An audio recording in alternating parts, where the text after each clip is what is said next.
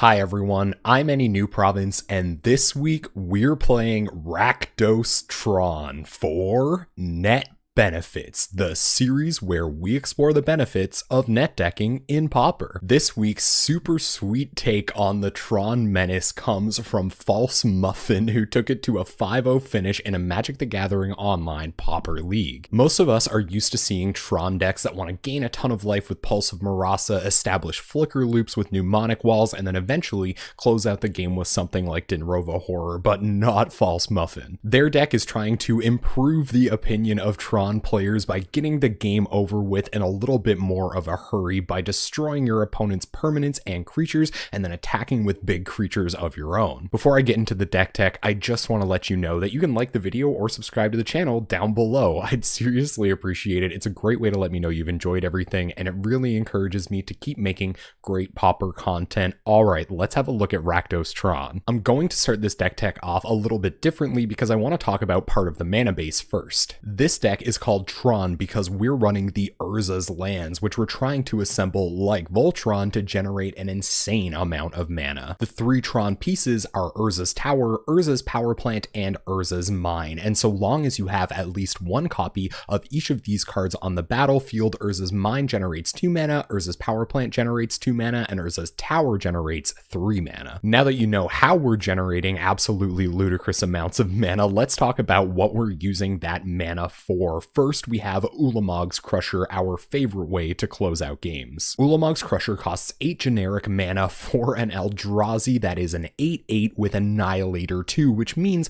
whenever this creature attacks, defending player sacrifices 2 permanents. Ulamog's Crusher attacks each combat if able, but that's alright, we were probably attacking with it anyway. When Tron gets their perfect draws and they run into 8 mana on turn 4 into Ulamog's Crusher, you have to start sacrificing your permanents.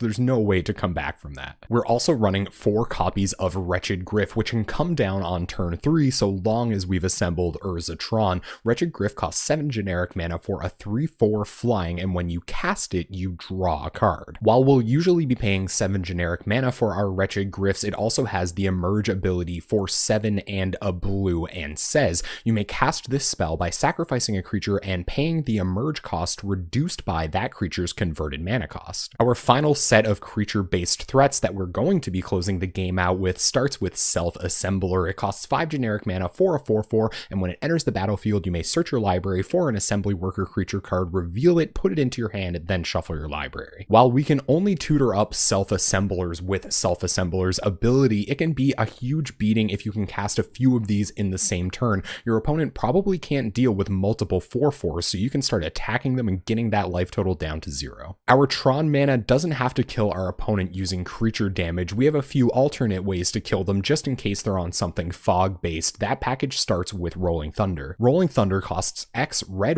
for a sorcery and deals X damage divided as you choose among any number of targets. Hopefully there's going to be one target, it's going to be our opponent, and this is going to be a lethal spell. However, we can wipe their board with this if we have to. We're also running Evenkar's Justice, which is another dual wrath and damage spell. It costs 2 black for a sorcery with buy back 3 mana, which means you may pay an additional 3 generic mana as you cast Evenkar's Justice. If you do, put it into your hand as it resolves. It deals 2 damage to each creature and each player. While it's a bit more restrictive than Rolling Thunder, being able to just cast Evenkar's Justice on turn 4, whether you have Tron or not, might save your life and give you enough time to draw into that Crusher or Rolling Thunder to win the game. Finally, our last damage-based spell is Firebolt. It costs 1 red mana for a sorcery and deals 2 damage to any target, which would be way worse than Shock if this didn't have the flashback ability, which means you can pay 4 and a red to cast Firebolt again out of your graveyard, then you exile it. Most other Tron decks have some form of card selection and card filtering. While those decks are using things like Seagate Oracle or Impulse, we're going to use Read the Bones. Read the Bones costs 2 and a black for a sorcery that allows you to scry 2, then draw 2 cards and lose 2 life. This is really powerful. We can set the top of our library up to get us Tron when we need it, or we can find those threat threats we need to close out the game. Next up are some of the powerful removal spells that I'm sure False Muffin skewed Rakdos for.